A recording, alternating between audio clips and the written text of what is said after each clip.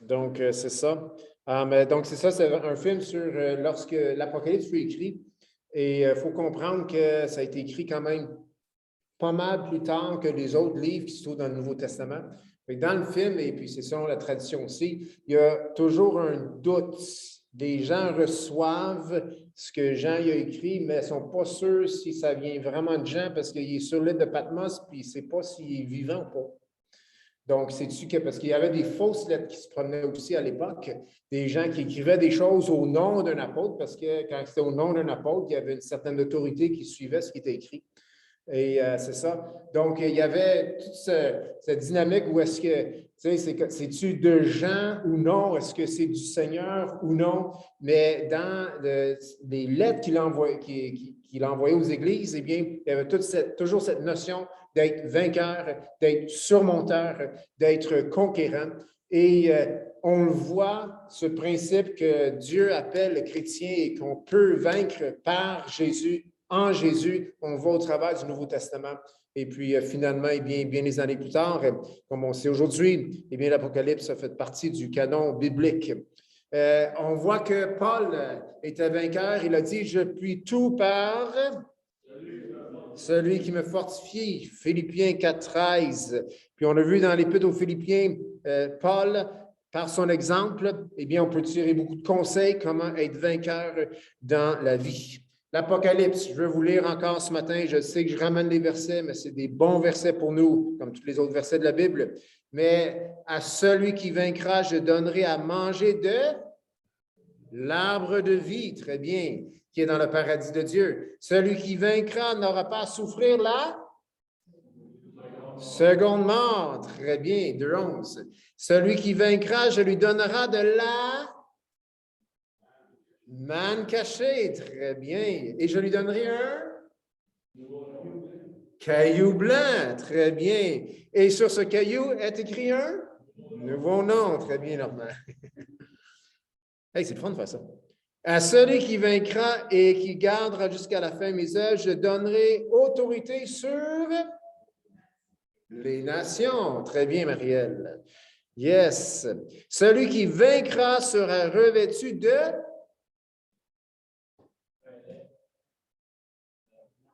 vêtements blancs, robe blanche. Très bien, merci.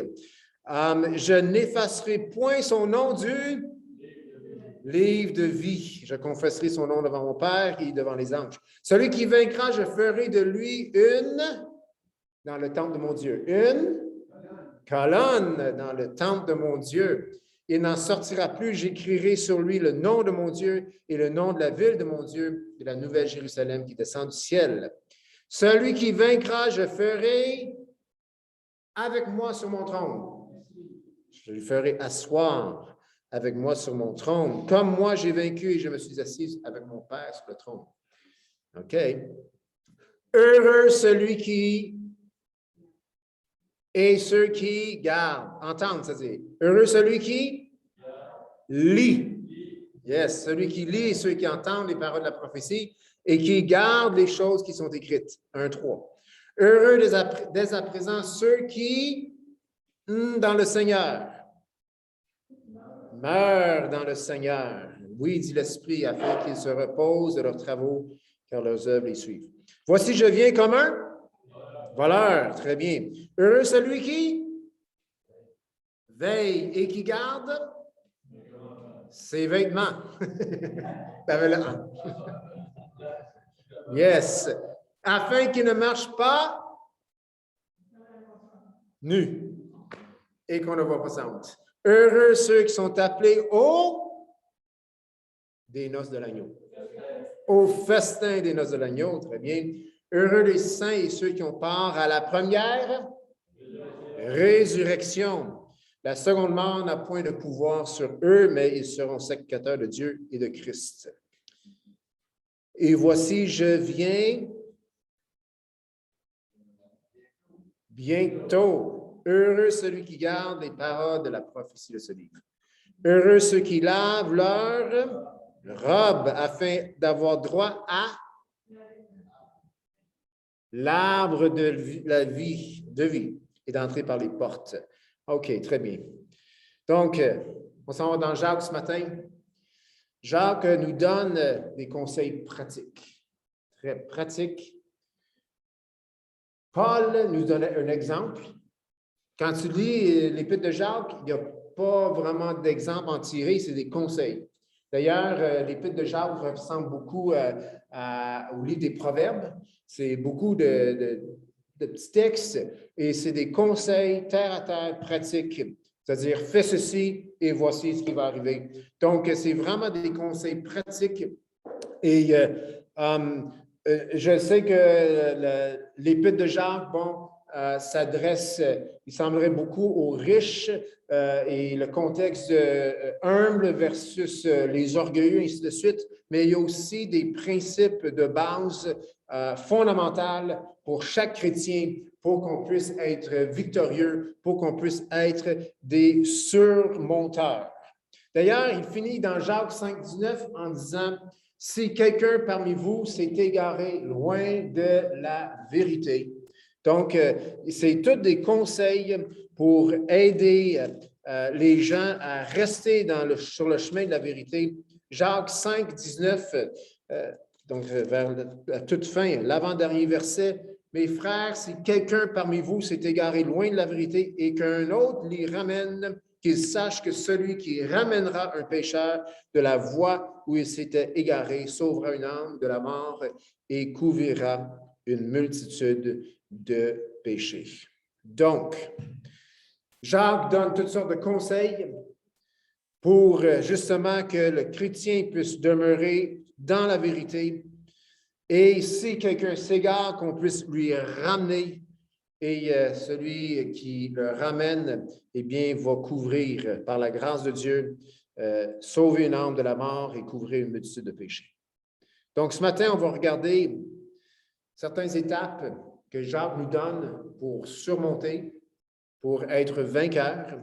Et la semaine passée, je ne sais pas si on a terminé avec cette question-là ou cette phrase-là qui était dans nos paniers ou c'était l'avant-dernier, mais ça concernait des dépendances. Mon frère ou ma soeur a besoin de surmonter le désir de fumer ou ainsi de suite. Puis ça s'étend à toutes sortes de choses qui peuvent être dans la vie du chrétien, qui le tient lié. Et je vais être franc avec vous, plus qu'on avance avec le Seigneur, c'est toujours une question de le Seigneur qui nous libère continuellement de certaines choses qui nous tiennent captifs. Et donc, mais quand on se trouve dans un cycle ou avec un problème qui est toxique, okay, à nos vies, parce que cela arrive, eh bien, Jacques ici nous donne des conseils pratiques pour être libéré de ces choses-là. Que ce soit la cigarette, que ce soit l'alcool, que ce soit d'autres problèmes, l'envie, que ce soit la jalousie, que ce soit le matérialisme, que ce soit l'amertume, peu importe, eh bien, il y a des choses ici que Jacques nous donne de faire pour justement nous libérer de ces choses-là. Que faire donc? Chapitre 1, verset 5. J'aime Jacques, c'est des conseils dans tous les domaines de la vie. Verset 5, chapitre 1. Jacques nous dit, « Si quelqu'un d'entre vous manque de sagesse, qu'il la demande à Dieu, qui donne à tous simplement et sans reproche, et elle lui sera donnée à un moment donné. » C'est ça? Va lui être donné. Je pense qu'il est facile de comprendre que quand on a un problème, une dépendance quelconque ou un cycle toxique dans notre vie, eh bien, il y a là, en quelque part, un manque de sagesse de la part du chrétien. Nous sommes censés être dépendants de Jésus seul. Amen? Jésus est la solution à tous nos maux, tous nos problèmes, à toutes les difficultés de notre vie. Amen? Il suffit de s'attacher à lui. Et ne pas s'attacher à lui, être attaché à d'autres choses, eh bien, c'est un grand manque de sagesse. Vous le savez comme moi, lorsque nous péchons, lorsqu'on sombre dans le péché, lorsqu'on se relâche, eh bien, on commet ce qu'on ne devrait pas faire. Nous avons ensuite le regret, il y a de la tristesse. Puis là, si c'est un cycle répétitif, eh bien, là, le temps passe un peu, on oublie un peu ce qui s'est passé et le regret est moins là. Le désir revient pour aller vers une certaine chose et on a oublié pas mal la dernière fois et on a une certaine aisance pour aller vers cette chose. Et ça recommence. Nous péchons à nouveau, on regrette, on est triste, on oublie, on est retenté à nouveau et ça recommence et on parle là d'un cycle négatif, un cycle toxique qui n'est pas bon pour personne et ce n'est pas la volonté de Dieu. Lorsque nous sommes pris dans cela, nous devons demander pour la sagesse. Et parce que la sagesse, lorsqu'on a la sagesse de Dieu, nous avons ce qu'il faut pour ne pas retourner vers cette chose ou vers cette habitude. Je vous le dis, en demandant la sagesse de Dieu, on peut briser des cycles toxiques qui sont là dans nos vies depuis 20, 10, 15, 30, 40, 50 ans. Vous y croyez? Amen. La sagesse de Dieu. Dieu est sage et le passage est clair qu'il la demande à Dieu, qui donne à tous, pas à quelques-uns, pas à un certain groupe, à tous, simplement et sans reproche. Si nous demandons pour la sagesse, le Seigneur ne viendra pas vers nous pour dire « Tu as encore fait ça? Tu n'as pas compris encore? Quand est-ce que tu vas te réveiller? » Il donne à tous simplement, sans reproche. « Ah, Dieu me punit. Dieu ne me donne pas. J'ai demandé, il ne me le donne pas, il me punit. » Non, non, non, non. Il donne à tous, à celui qui le demande, il le donne à tous simplement et sans reproche. Quel Dieu de grâce que nous avons. Amen. On vient à lui et on demande pour de la sagesse. Cette sagesse ressemble à quoi? Allez dans le chapitre 3. Il est bon de connaître la sagesse de Dieu. Ce monde nous offre une sagesse. La psychologie nous offre une sagesse. Les thérapeutes peuvent nous offrir une certaine sagesse. Mais la sagesse qu'on demande à Dieu, elle est décrite dans le chapitre 3, verset 17, et c'est de toute beauté. C'est écrit, la sagesse d'en haut est premièrement pure, ensuite pacifique, modérée, conciliante, pleine de miséricorde et de bons fruits, exempte de duplicité, d'hypocrisie. Verset 18, le fruit de la justice est semé dans la paix par ceux qui recherchent la paix. Amen? Wow! Premièrement, pur. La sagesse que Dieu donne nous offre pas la porte de sortie d'aller vers quelque chose d'autre pour combler le besoin. Elle est pure. La sagesse de Dieu nous amène vers Dieu. Amen? Elle est pacifique. La sagesse de Dieu nous rapproche, sème la paix dans nos vies et envers notre prochain. Elle est modérée, jamais exagérée, jamais extrémiste. On ne fait pas la pendule quand on a la sagesse de Dieu. Elle est conciliante, donc restauratrice. Elle guérit les relations en commençant à guérir nous-mêmes. Elle guérit les relations. Elle est pleine de miséricorde envers soi-même, envers les autres. Voilà ce qu'a l'air la sagesse que Dieu donne à celui qui demande simplement. Il le donne simplement et sans reproche. Et cette sagesse est pleine de bons fruits et exempte de duplicité, d'hypocrisie. Wow! Lorsque nous sommes pris dans un cycle toxique que le Seigneur veut briser, nous devons demander pour de la sagesse. Et la sagesse nous amène, la sagesse de Dieu nous amène vers Dieu. En passant, un autre aspect que la sagesse de Dieu touche, c'est la langue. Qui a une langue? Juste moi, c'est juste moi qui parle. On a tous une langue. On ne voudrait pas se faire couper la langue. On a déjà coupé la langue de certaines personnes pour les empêcher de parler de Jésus. C'était une forme de persécution. Mais la langue, elle doit être aussi remplie de sagesse ou être dirigée par la sagesse que Dieu donne. Et on voit ça, mais on ne lira pas au complet. Verset 1 à 12, chapitre 3, nous parle de la langue, petit membre, un tout petit membre qui peut embraser une forêt au complet. Et cette langue, elle est comparée au gouvernail, au quoi? Oui, c'est ça, c'est la petite affaire en arrière du bateau là, qui dirige le bateau. Cette langue doit être conduite par la sagesse de Dieu. Amen. La sagesse de Dieu vient dans notre cœur et cela affecte notre langue.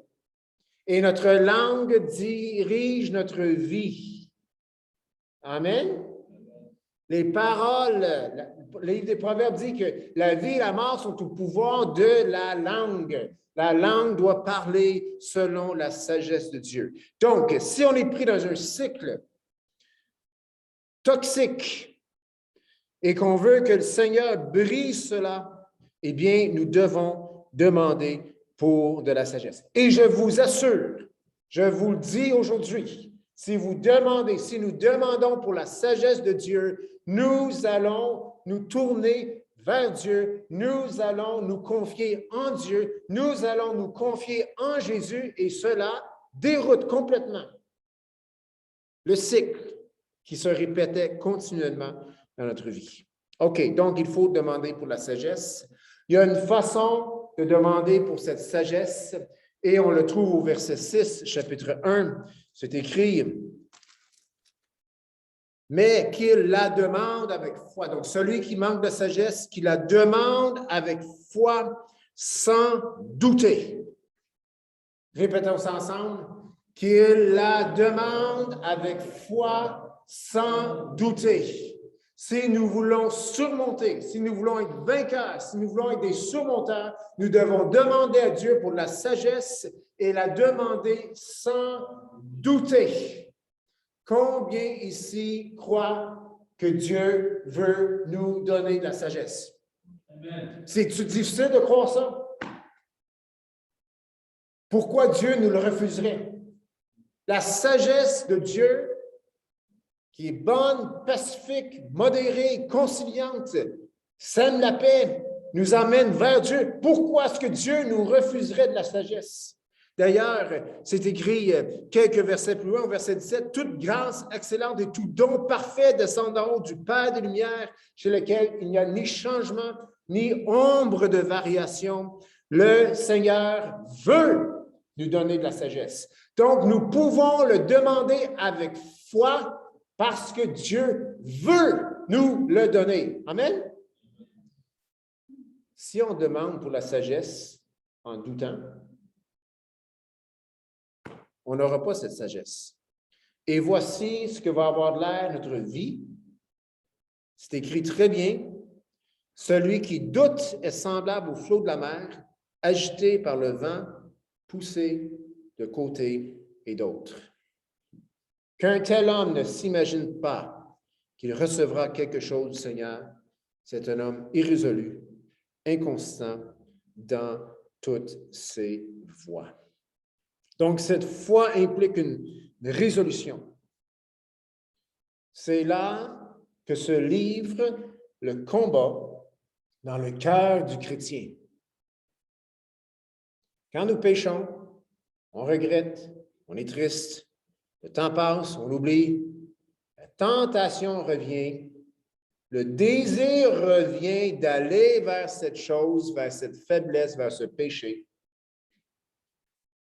Et si on s'arrête et on regarde dans notre cœur, on n'est plus résolu. Nous ne sommes plus résolus de se garder loin de cette chose, de ce péché, de cette habitude. Et c'est là qu'on doit demander pour de la sagesse. Parce que la sagesse de Dieu fuit le péché. Mais pour recevoir cette sagesse, nous devons être résolus dans notre cœur. Combien ici ont déjà fait des résolutions du jour de l'an? Combien ici, ça n'a pas servi à grand-chose? Pourquoi ça n'a rien servi? C'est simple. La résolution n'était pas là. Elle était peut-être dans notre bouche, mais pas dans notre cœur. Qu'il la demande avec foi sans douter. S'il demande en doutant, il est irrésolu, cette personne. Elle est irrésolue dans son cœur. Donc, péché vient, on tombe, on est triste. Le temps passe, on a demandé pardon à Dieu, je ne sais pas combien de fois. Le temps passe. Et là, le même scénario semble recommencer, la tentation revient. Et c'est là qu'on doit s'arrêter et implorer Dieu de nous donner de la sagesse, parce qu'il se pourrait qu'on voit que notre cœur n'est pas résolu pour aller au combat, pour résister. On est appelé à combattre, on est appelé à résister. C'est ce que Jésus a fait. Il a résisté, il a combattu. Mais dans notre combat, nous devons là juste s'arrêter, puis implorer, demander avec foi, Seigneur, donne-moi de la sagesse, et le demander de tout notre cœur. Vous allez voir, ça ne prend pas bien longtemps. Le cœur irrésolu redevient résolu pour le Seigneur, et le cycle est brisé, et nous pouvons continuer fidèlement dans les voies de Dieu. Et pour celui ou celle d'entre nous, tous d'ailleurs, à un moment donné, qui revivaient les mêmes scénarios, eh bien là, on se trouve sur un nouveau chemin, un chemin de découverte, parce que Dieu nous a accordé sa sagesse, et cette sagesse a été accompagnée d'un cœur résolu. Le cœur charnel devient irrésolu, il est changeant. La sagesse de Dieu la rend résolue. Ne paniquez pas si vous frappez à un moment donné, la tentation vient, puis réellement, le cœur, il veut y aller. Il faut s'arrêter là. Seigneur, donne-moi de la sagesse. Amen. Si vous voyez dans les Proverbes, chapitre 6 ou 7, quelque part comme ça, la sagesse personnifiée. Et nous savons c'est qui véritablement la sagesse. Son nom, c'est Jésus. Lorsqu'on demande à Dieu pour de la sagesse, en quelque part, il nous donne tout simplement son Fils. Amen. Il vient nous habiter, il se révèle à nous et il nous donne la force. Donc, il faut demander avec foi. La foi, c'est l'absence du doute et accompagnée d'un cœur résolu. Puis une personne remplie de foi, eh bien, son cœur devient résolu et son cœur devient constant et il manifeste de la fidélité. Il n'est pas comme cet homme au verset 8 qui est un homme irrésolu, inconstant dans toutes ses voies. Moi, je peux vous dire que j'ai déjà fait le verset 8. On ne lèvera pas une main ce matin, mais je suis sûr que tout le monde pourrait l'élever. D'avoir été à un moment donné irrésolu, inconstant dans toutes ses voies. Mais demandons pour de la sagesse. Donc, il faut être résolu. Il faut demander pour la sagesse, pour briser ses cycles. Il faut demander pour la sagesse et la demander avec foi. Et ce que fait aussi cette sagesse, c'est qu'elle nous permet de voir le cycle de la tentation. Vous savez qu'il y a un cycle dans la tentation? L'ennemi ne vient pas nous présenter le gros plan en partant. Regarde, si tu fais ça, voici où tu vas finir. Mais non, ce n'est pas comme ça. C'est de la séduction. On nous promet des belles choses. Chapitre 1, verset 13. C'est écrit que personne, lorsqu'il est tenté, ne dit « c'est Dieu qui me tente ». Car Dieu ne peut être tenté par le mal et il ne tente lui-même personne. Mais chacun est tenté quand il est tiré et amorcé par sa propre convoitise. Puis la convoitise, lorsqu'elle a conçu, enfante le péché, et le péché étant consommé, produit la mort. Voilà le cycle de la tentation. Nous le vivons tous. Premièrement, lorsque nous sommes tentés, nous avons l'assurance. Ce n'est pas Dieu qui nous tente. Amen? Dieu est bon. Dieu veut perdre aucun de ses enfants. Dieu laisse ses enfants libres, mais Dieu ne tente personne. Pour être franc, il n'y a pas besoin. Il y a assez dans le monde pour nous tenter de toute façon. Il dit, vous êtes dans le monde, mais pas de ce monde. Nous faisons face à la tentation. Il faut savoir comment vivre avec. Dieu ne nous tente jamais. Même lors de la tentation, on peut dire, Seigneur, tu es bon. Parce que Dieu n'est pas en train de nous tenter. Quand est-ce qu'on est tenté? Verset 14. Chacun est tenté quand il est attiré et amorcé par sa propre convoitise. Attiré, amorcé par sa propre convoitise. Là, il y a une conception lorsque le péché a conçu. Et là, le péché est consommé et cela produit la mort. Je vais être franc avec vous autres, ce n'est pas lorsque le péché produit la mort que ce n'est pas là le temps pour demander pour la sagesse. C'est déjà trop tard. C'est déjà fait. Mais lorsque nous savons que lorsque l'attraction est là, mais chacun est tenté quand il est attiré. Vous savez, c'est quoi l'attraction? Je veux y aller. Ça me tente. L'attraction. Pardon? Oui, c'est ça. Je veux y aller. C'est le péché. Je veux y aller. Ça interpelle ma chair. Et moi, je suis attiré, ensuite amorcé. C'est quand je m'approche. Un petit peu comme le poisson qui voit l'hameçon avec le ver qui est au bout, très tenté. Il voit, il est attiré, amorcé. C'est comme attiré encore plus vite. Et à un moment donné, il va mordre et il va être pris. C'est comme ça que ça marche avec la tentation. On n'est pas pris en claquant du doigt. On peut être pris très vite, dépendant à la vitesse vers laquelle on se dirige vers cette chose. Mais on est premièrement attiré. On peut être là tout simplement au travail. Et il y a là quelque chose dans notre cœur, quelque chose s'est passé, quelque chose s'est dit. Et on veut aller sur un chemin qui est contraire à la sagesse divine. Et c'est là que dans notre cœur, nous devons prier, demander avec foi pour de la sagesse.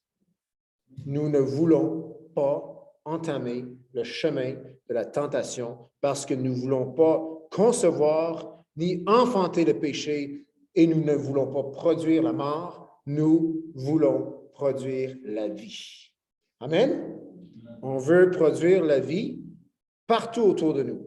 Donc, lorsqu'on demande pour la sagesse, cela nous permet de voir le cycle de la tentation, afin que lorsque le cycle veut recommencer, nous pouvons intervenir et demander pour la bonne chose à la bonne personne au bon moment, en étant prévenant, le faisant au tout début. Qu'est-ce qui nous fait pécher? Nos douleurs émotionnelles nous font pécher. Le stress nous fait pécher. Et nous pousse vers le péché.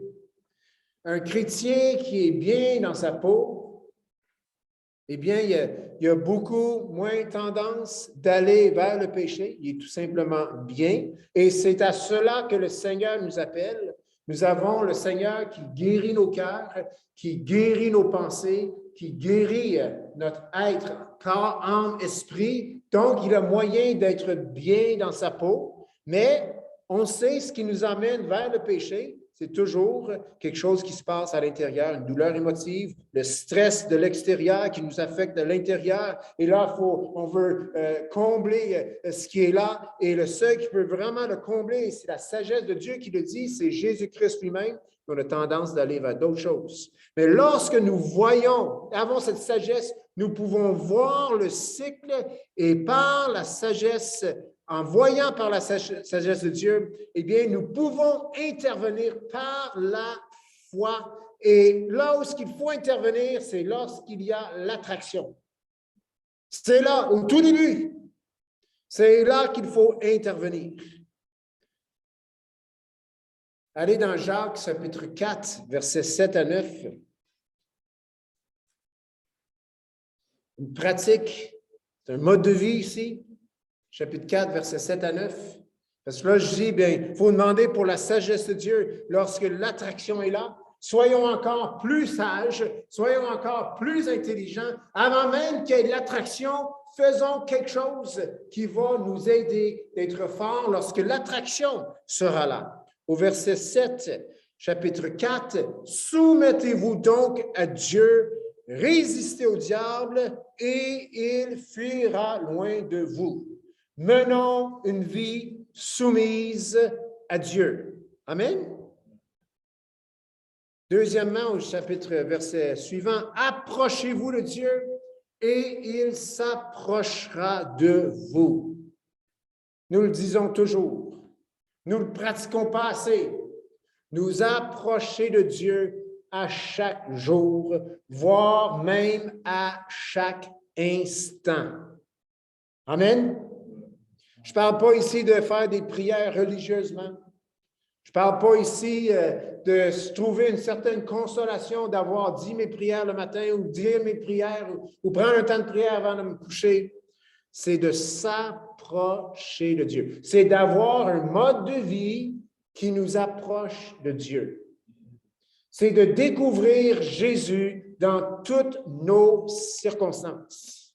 C'est dans toutes les choses que nous faisons, de trouver Jésus dans ces choses ou de faire ce qu'on a à faire par une inspiration qui vient du Seigneur Jésus. Oui, il faut prier aussi, et je ne veux pas non plus amoindrir la puissance de la prière puis l'importance de la discipline de la prière. Et même si on semble être absent d'esprit lorsque nous prions, parce que des fois ça peut arriver, en tout cas moi ça m'arrive, c'est toujours bon et utile de prier parce que le Saint-Esprit agit pour nous. Amen?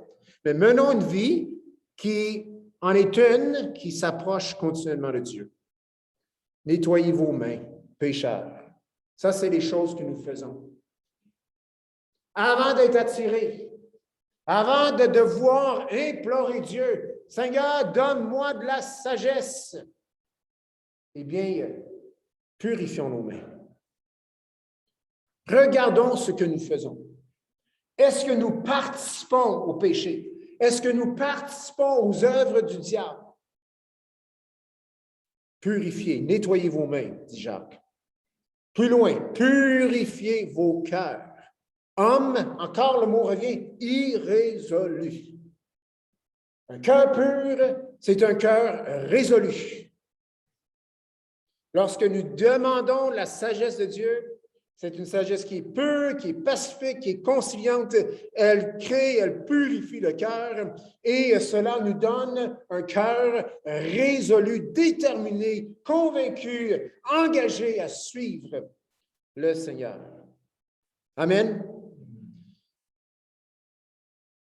Il faut voir clair dans la vie chrétienne. Et si on ne peut pas voir comment on est tenté, comment on chute facilement, on ne pourra jamais être prévenant. Soyons prévenants. Jacques nous donne toutes sortes de choses pratiques à faire pour justement être prévenant. Mais je vous dis, celui qui demande pour la sagesse, c'est vraiment la chose la plus sage à faire. C'est drôle, hein? Demander pour la sagesse, c'est sage.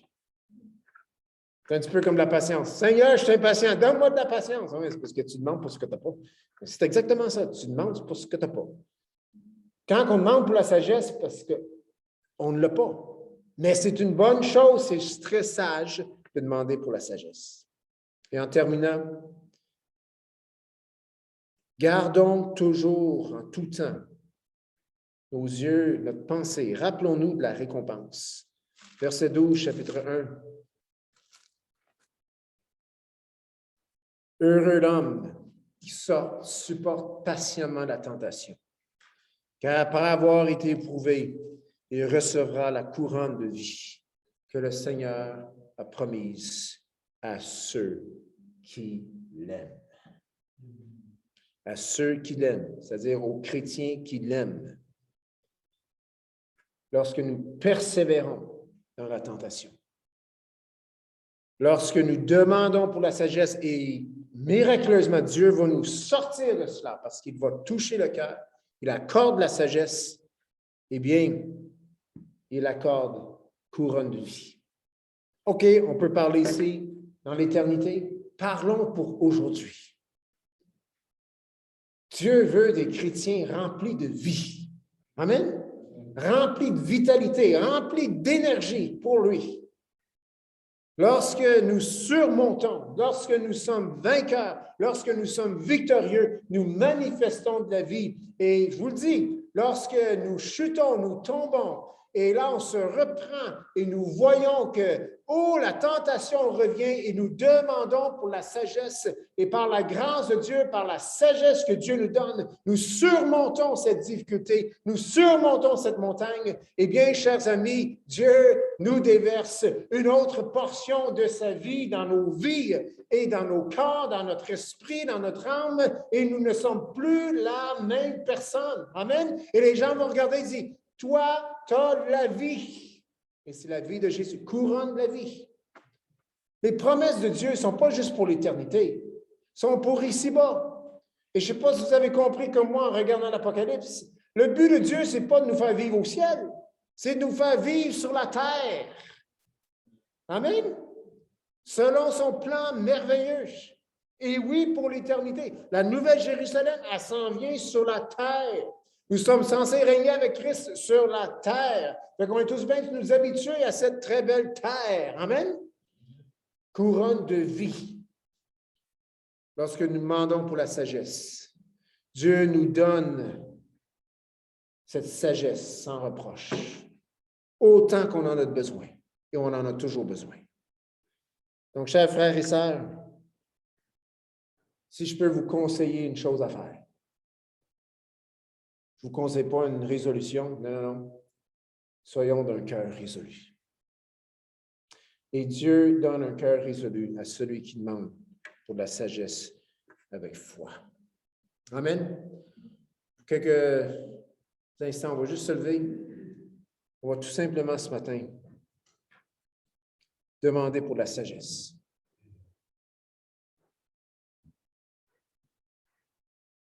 Seigneur Jésus, on vient à toi ce matin. Et on a entendu à quoi ressemble cette sagesse que tu donnes, simplement et sans reproche. Elle est premièrement pure, ensuite pacifique, modérée, conciliante, pleine de miséricorde et pleine de bons fruits. Exempt de duplicité et d'hypocrisie. Le fruit de la justice est semé dans la paix par ceux qui recherchent la paix. Seigneur, ce matin, on vient à toi et nous demandons tout simplement pour cette sagesse. Seigneur, lorsque notre cœur semble chavirer, lorsqu'il est attiré, Seigneur, on te demande ce matin de nous rappeler en ce moment même de crier vers toi pour de la sagesse. Et ma prière ce matin, Seigneur, c'est même avant que ces moments arrivent, que nous puissions tout simplement, Seigneur, t'implorer pour cette sagesse divine qui est premièrement pure, ensuite pacifique, modérée, conciliante, pleine de miséricorde. Seigneur, accorde à mes frères et sœurs, à moi-même, rassemblés dans ce lieu, Seigneur, nos frères et sœurs qui ne sont pas des nôtres ce matin, Seigneur, déverse sur eux la sagesse. Et Seigneur, dépose en leur cœur cette sagesse pour crier vers toi, pour avoir la sagesse, afin, Seigneur, de demeurer résolu pour toi. Seigneur, tu as dit que celui qui met la main à la charrue, qui regarde en arrière, n'est pas digne de moi. Seigneur, nous sommes tous humains et la tête nous a déjà tourné vers l'arrière. Mais Seigneur, cela est un grand manque de sagesse. Donc, Seigneur, nous te demandons ce matin pour de la sagesse. Et nous la recevons. Nous savons que nous la recevons, car tu donnes à tous sans reproche. Seigneur, merci. Peut-être quelqu'un qui veut élever la voix ce matin de manière peut-être plus spécifique pour demander pour la sagesse dans sa vie. Eh bien, je vous laisse l'opportunité.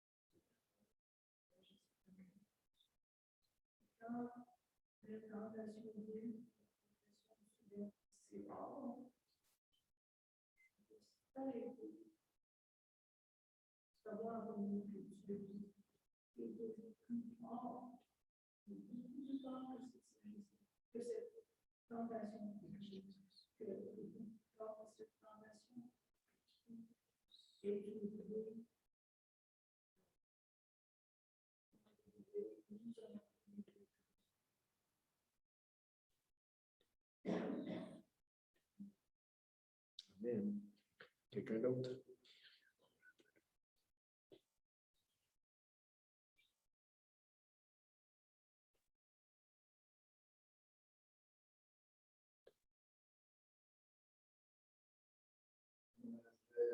Seigneur, cette semaine, demander justement la sagesse de. Il y a un frère qui a réussi pour toi,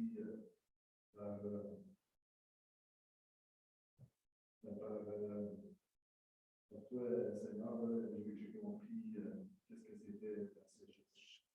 Je remercie ce moment-là que j'ai reçu.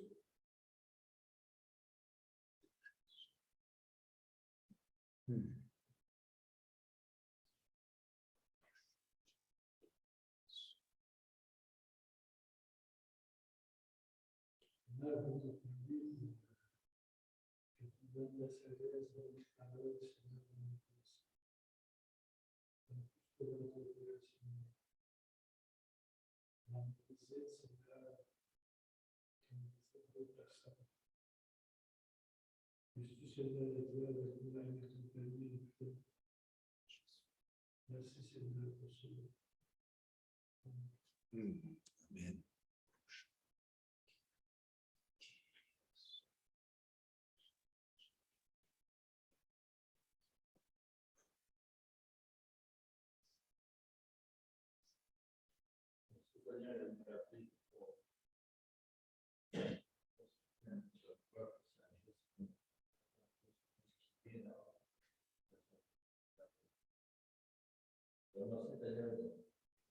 Ta parole ce matin, tu nous donner un autre élan, Seigneur. C'est rassurant avec les deux, Seigneur.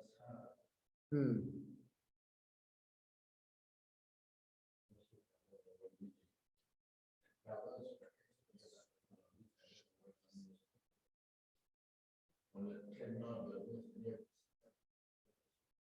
On oublie parfois, Seigneur, la sagesse. Donne-nous l'opportunité d'aller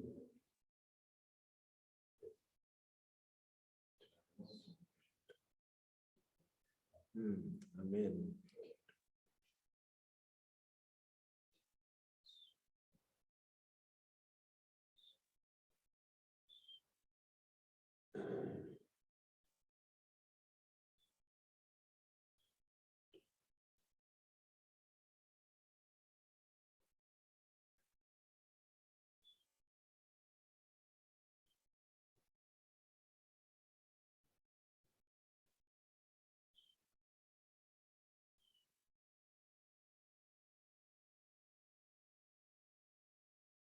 Seigneur, lorsqu'on est tenté, le problème, c'est pas mal toujours ça, c'est que nos yeux sont à la mauvaise place.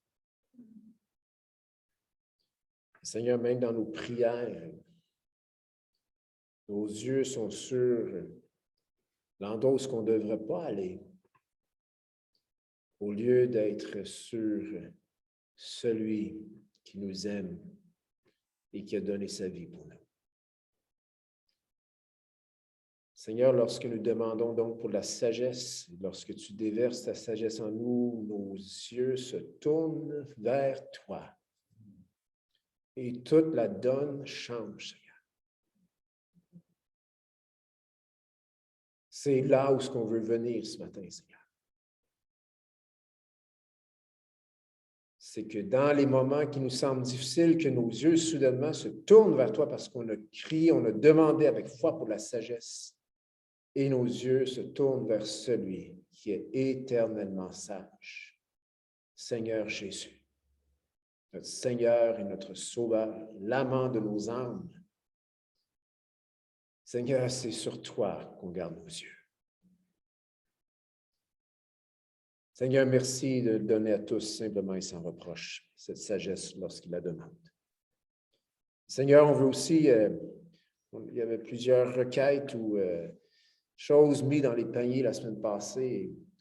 Seigneur, on veut t'élever tout ce qui restait là. On n'était pas pour passer, Seigneur, les prochaines semaines ou mois, Seigneur, à sortir chacun, Seigneur, mais on a quand même répondu à plusieurs et tu connais chaque chose qui a été écrite là. Seigneur, nous prions, Seigneur.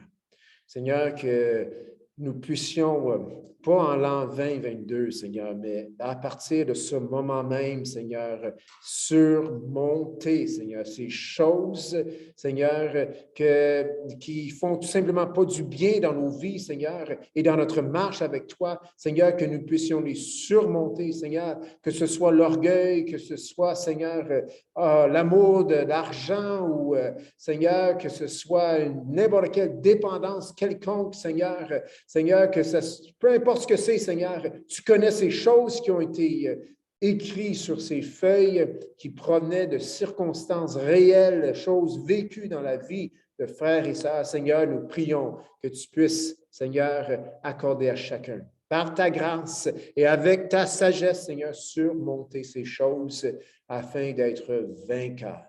Seigneur, merci que tu fais de nous des vainqueurs. Merci que tu mets à notre disposition tout ce qu'on a besoin pour vaincre. Et c'est dans ton précieux nom, Jésus, que nous avons prié, que nous disons merci. Et que tout le monde puisse dire Amen, Amen. On peut se rasseoir. Ce n'est pas trop long. Quelques petites annonces ici. Donc, dimanche prochain, c'est le 19 décembre. On va avoir un petit spécial de Noël. Donc, c'est ça. Cette semaine, on a décoré l'estrade. Merci Hélène, merci Normand. Et le 19, on va avoir un petit spécial fait par nos enfants. Et aussi, on a ouvert la porte. Il y a peut-être des adultes qui auraient quelque chose à partager. Vous aimeriez chanter un chant de Noël pour nous? Hey, la porte est là. On veut vous entendre. On veut même chanter avec vous. Vous avez peut-être une petite histoire de Noël à nous partager. Eh bien, l'opportunité est là. Je vous demande simplement juste de m'appeler. Vous avez mon numéro 983-8504. Simplement m'appeler pour que je puisse là, vous mettre, savoir que vous allez faire quelque chose pour pouvoir là, juste avoir un certain horaire. Donc, c'est ça. On va chanter des chants de Noël dimanche prochain. Et c'est ça. Puis après l'Assemblée, on va avoir un petit agapé. Donc, Marielle, je pense qu'elle vous a approché. Si elle ne l'a pas fait, elle va sûrement le faire. Et c'est ça pour un mini agapé, et dessert et café pour passer un peu de temps ensemble. C'est Noël, finalement. Hein? Le 19 décembre, Noël s'en vient et ça nous rappelle la venue du Sauveur. Sans la crèche, il n'y a pas de croix. Amen. Donc, Dieu s'est incarné, Dieu s'est fait chair pour nous. Le 26 décembre, on va prendre un temps pour partager sur des souvenirs de Noël, nos défis en 2021 et 2022. On est en train de regarder la possibilité de présenter un petit DVD sur l'Apocalypse. Et le 31 décembre, détails à venir, mais on va avoir quelque chose ici à l'église de 7h à 10h le soir, encore dessert, café et possiblement un film. Donc, c'est ça. Donc, bienvenue à tous. Et merci d'avoir été là ce matin. C'est toujours bon de se rassembler ensemble. Le Seigneur est bon. Amen. Donc, soyez bénis et oui, Marielle.